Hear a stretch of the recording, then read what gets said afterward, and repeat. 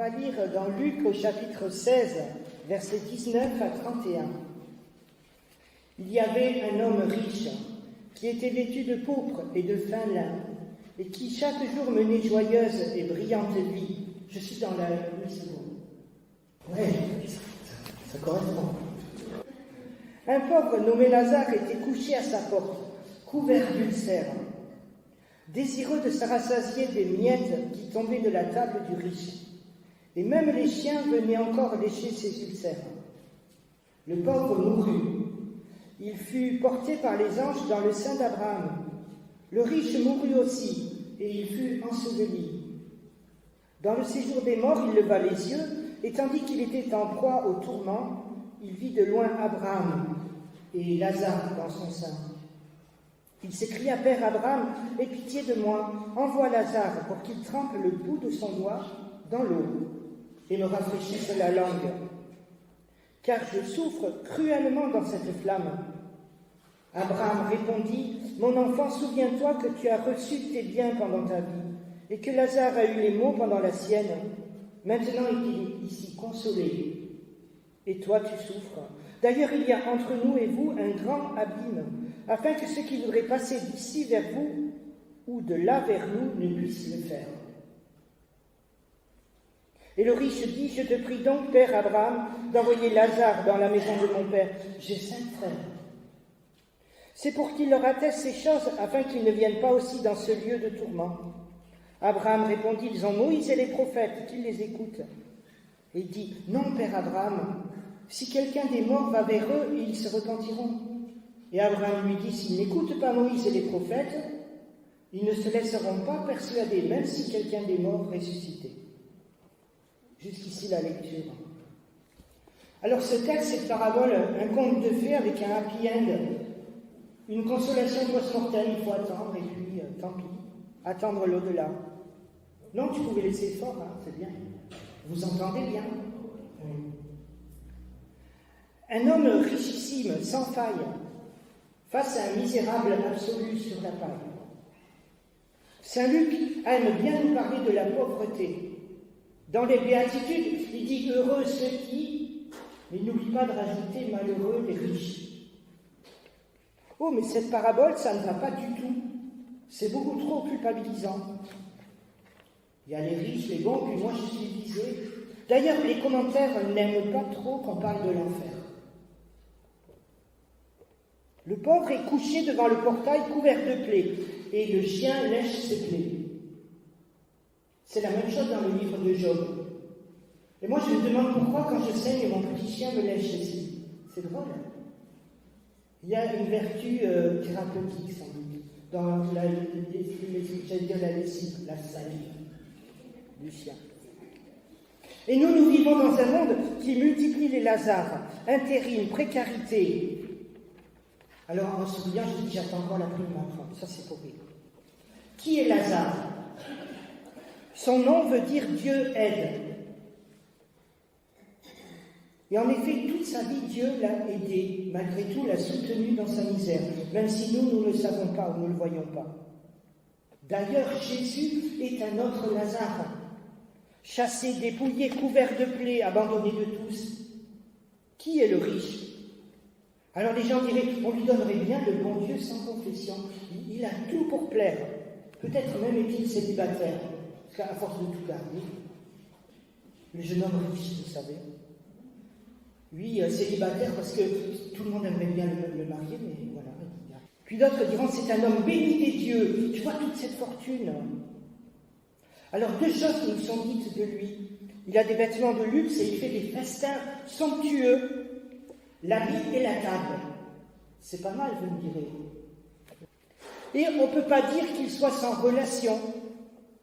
Mais ce sont des relations choisies. Et il choisit, il trie sur le volet ses amis. Et chaque fois qu'il sort, il le voit, lui, Lazare. Ça fait partie des choses tristes de la vie, pense-t-il, en regardant la télé, en écoutant les nouvelles, en lisant le journal. Il lui semble tout à fait inévitable qu'il y ait des Lazares dans le monde, mais on ne peut rien y changer. En fait, le riche n'a pas de nom, parce qu'il nous ressemble un peu parfois. Le riche avec toutes ses vertus, sa richesse religieuse, son patrimoine religieux. Moi le huguenot. J'ai même rencontré quelqu'un en Cévennes qui m'a dit, moi j'ai fait partie du top 10 des protestants les plus hauts passés de France. C'est malin de dire ça. Je me rends des Cévennes à Paris en TGV et presque tous les jours à la route ici, je fais partie du top 10. Ah ben on est content, on pourra le dire à Saint-Pierre en arrivant au paradis. Et de l'autre côté, il y a la figure de Lazare, le pécheur, le bougre de pécheur, le non-pratiquant. Alors écoute un peu, le pauvre mourut, et les anges l'emportèrent. C'est dans le texte. Le riche mourut, et on l'enterra. C'est subtil. Jésus dit beaucoup en peu de phrases. Ils ne vont pas dans la même direction, n'est-ce pas? Il faut savoir que nous n'emportons rien dans la mort, sauf l'amour. Sauf l'amour vécu avec Dieu, sauf l'amour dans les relations établies avec les autres. Faites-vous des amis avec l'argent trompeur. C'était le texte de dimanche dernier. Alors, le riche cria, « Père Abraham !» Mais la mort fige les choses. Pour toujours, il y a un abîme. Et j'aime bien ce commentaire qui dit « Le riche est dans le manque brûlant maintenant, dans l'enfer, de ses désirs. Ces désirs qu'il ne pouvait assouvir ni sur la terre, ni dans le ciel. Il sera toujours en manque. » Il y a donc un fossé. Et d'où est-ce que cela vient, ce fossé entre le riche et le pauvre? Le problème, c'est une question de distance. Et cette distance, le riche l'a lui-même posée déjà sur la terre. Alors, question pénible, difficile, mais qu'il faut se poser. Existe-t-il aussi un abîme entre certains et moi dans mes relations? Moi, je sais que souvent, à la suite d'un héritage, il y a un abîme entre les personnes, et c'est tragique. Caïn, où est ton frère Abel? Écoute, il vit de loin Abraham avec Lazare. Cela veut dire donc qu'il connaissait le pauvre, puisqu'il le reconnaît. Il dit, j'ai 5 frères, il faut vite les prévenir. Et puis il y a une proposition qui nous est faite dans les commentaires. Les 5 frères, en fait, ce sont ces 5 sens dont il ne s'est pas servi. La vue, l'ouïe, l'odorat, le toucher, le goût, tout ça pour regarder le frère, il s'en est pas servi. Quelqu'un pourrait bien ressusciter, ils ne le croiront pas. Jésus est ressuscité, les hommes sans la foi ne le croient pas non plus. Maintenant, j'en arrive à des questions morales. Le riche est-il méchant? On ne sait rien du riche. C'est peut-être seulement un héritage honnête.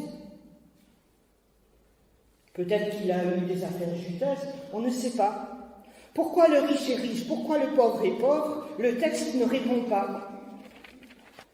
Note, le riche ne chasse pas le mendiant de devant sa porte, c'est déjà ça, vous me direz. De fait, il ne fait pas de mal directement à quelqu'un. Il n'insulte pas, il ne rudoie pas Lazare, il ne fait pas venir la police pour l'évacuer. Il le laisse simplement tranquille mourir devant chez lui. Alors oui, il fait la fête, hein. Il y pense beaucoup, et ça, c'est bon pour l'économie. On l'avait même donné une fois à un banquier pour les bonnes œuvres. Oui, il ne fait pas le mal, et pire encore, il ne fait rien du tout. Question morale, toujours, parce que c'est facile d'en enfoncer un et l'autre. Le pauvre est-il juste? Oui, ça turbine dans la tête, on se pose plein de questions. Hein. Mais la Bible nous dit que personne n'est juste. Lazare, on ne dit pas qu'il soit génial. Par contre, il ne maudit pas. Il ne se révolte pas. Il ne sème pas la haine. Simplement, il a faim. Alors, il y a des erreurs à éviter. Celle-ci, par exemple, Dieu loue-t-il la misère, la pauvreté, la médiocrité? Pas du tout. Faut aussi de penser, parce que cet homme a souffert, il a gagné son ciel. Pourquoi, justement, le pauvre va-t-il au ciel? Et c'est facile de répondre quand on connaît la Bible, il se rend au ciel grâce à sa foi. C'est pas dit. Mais nous savons que nous allons au ciel grâce à la foi. Quand on reconnaît l'œuvre de Dieu en Jésus-Christ qui s'est approché de nous. En effet, ici, Lazare représente la figure du croyant qui espère. Il n'a jamais perdu la foi, il persiste à croire en l'amour de Dieu malgré tout. Alors tout cela est bien joli, me diront certains, mais je ne me sens pas du tout concerné par la parabole. Je suis ni vraiment riche, ni vraiment pauvre, je suis un peu dans l'entre-deux. Lisons Amos, chapitre 6, versets 4 à 7, et j'ai mis une marque. C'est difficile à trouver dans la Bible, Amos. Les petits prophètes, c'est pas épais, et les pages de nos Bibles sont très fines. Amos 6, 4 à 7. C'est juste avant l'exil. Les riches se croyaient en sécurité. Malheur à ceux qui vivent tranquilles dans Jérusalem. Ils reposent sur des lits d'ivoire. Ils sont mollement étendus sur leurs couches. Ils mangent les agneaux du troupeau, les veaux mis à l'entrée. Ils extravagent au son du luth. Ils se croient habiles comme David sur les instruments de musique. Ils boivent le vin dans de larges coupes. Ils soignent, c'est oindre, le verbe oindre. Ils soignent avec la meilleure huile. Ils ne s'attristent pas sur la ruine de Joseph. C'est pourquoi ils seront amenés captifs à la tête des captifs, et les cris de joie et les voluptueux cesseront. Les gens ne se rendent pas compte que le monde est fragile, et aujourd'hui pourtant on le voit. Même la situation de nos églises est fragile, même la situation des pasteurs est fragile. Qui aurait pensé à la guerre aux portes de l'Europe? Hélas, nous vivons dans un monde qui va mal. Et alors, qui court après des idéologies pour essayer d'éviter de voir vraiment la réalité. Il suffirait de rouler tous à l'électrique et tous les problèmes seraient réglés. Matthieu 24, 38 à 39.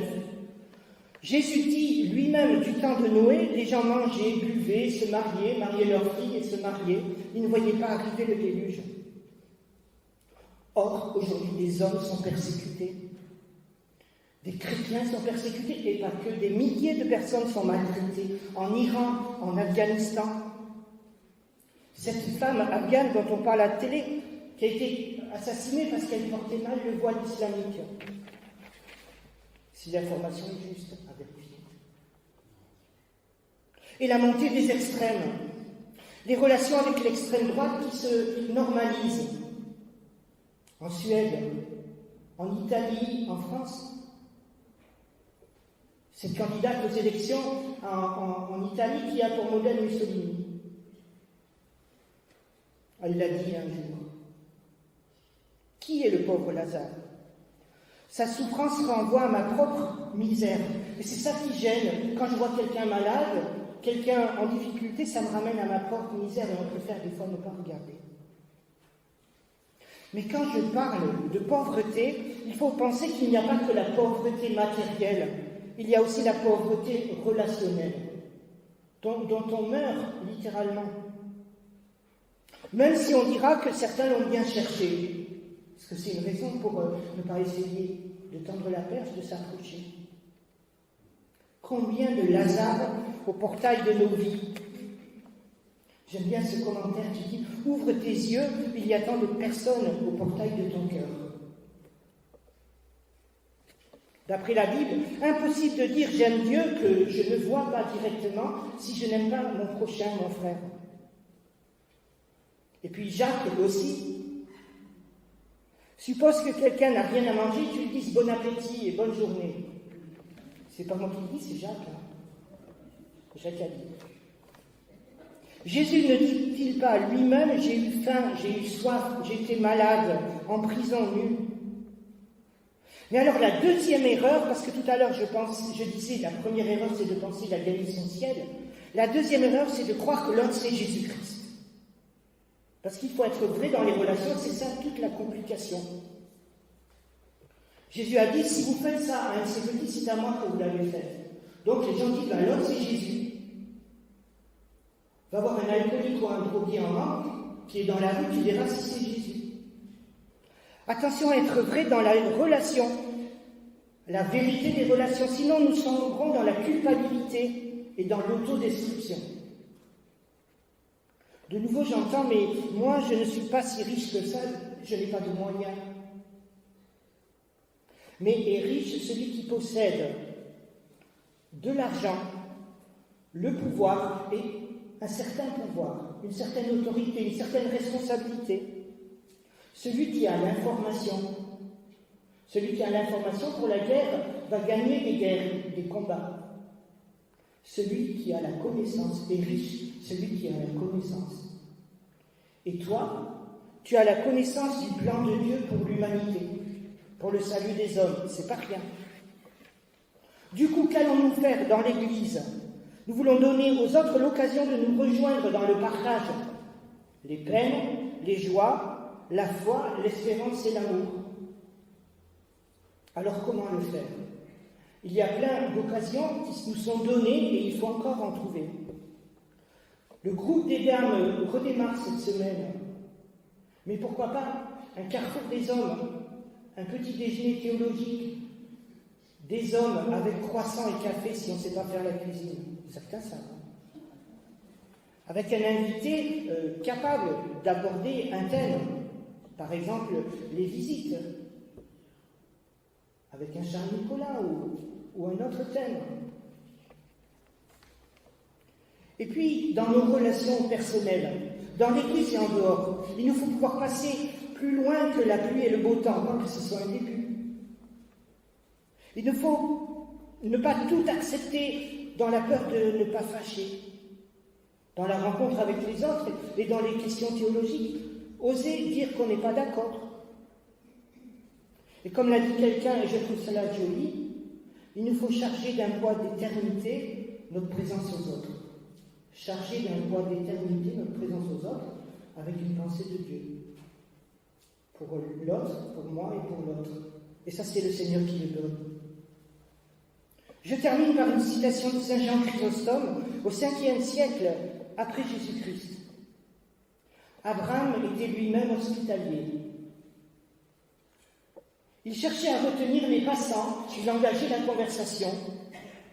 Ainsi, sans le savoir, il ramène des anges dans ses filets. Abraham encore ne savait pas qu'il recevait des anges parce qu'il ne posait pas tant de questions. Il accueillait simplement la personne comme elle était. Et voilà, Saint Jean Chrysostome termine par ces mots, « Car celui qui veut faire du bien à quelqu'un n'a pas à lui demander des comptes sur sa vie. » Je reprends la parole pour terminer. Intérieurement, mes frères et mes sœurs, nous savons vers qui nous devons aller. Nous savons là où il y a des abîmes relationnels avec certaines personnes. Les choses qui ont raté, les choses où il y a un trou, un fossé. En sachant que nous ne sommes pas forcément responsables de tout. Mais ce n'est pas une raison pour ne pas essayer.